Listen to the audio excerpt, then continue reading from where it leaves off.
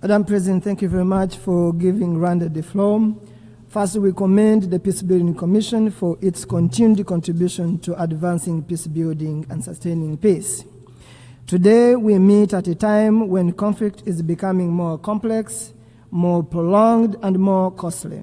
Across the world, wars, political instability are growing, inequalities are reversing development gains and placing millions of lives at risk. Yet, the two reports before us offer hope.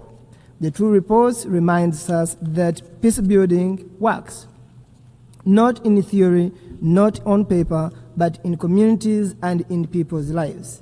The evidence presented is comparing across different regions. Investments in prevention, dialogue, local ownership, and social cohesion have helped reduce violence, stress, and trust, and build more resilient societies. This should not surprise all of us. Peace is rarely secured by force alone. It is sustained when institutions function, when communities feel included, when grievances are addressed, and when people have confidence in their future. Madam President, one figure should give us all a pause. The world spends approximately $2.7 trillion on military expenditure, the highest ever recorded. Yet, we continue to struggle to mobilize a fraction of that amount for prevention and peace building. The reports before us reminds us that peace building is not a cost, it is an investment.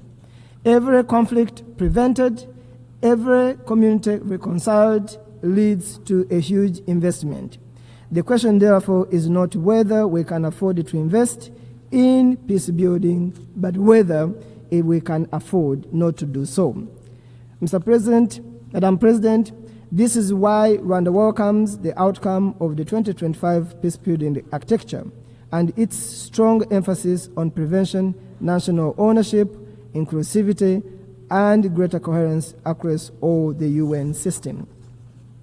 We welcome the continued impact of the Peacebuilding Fund, and it shows that the fund is doing a great work in all communities it is investing its resources. We must invest earlier, act more coherently, and strengthen support for nationally owned peacebuilding efforts. And in a world facing growing uncertainty, it remains one of the wisest investments the international community can make. For Rwanda, that investment transformed our nation. Therefore, the reports before us demonstrate that it can do the same elsewhere.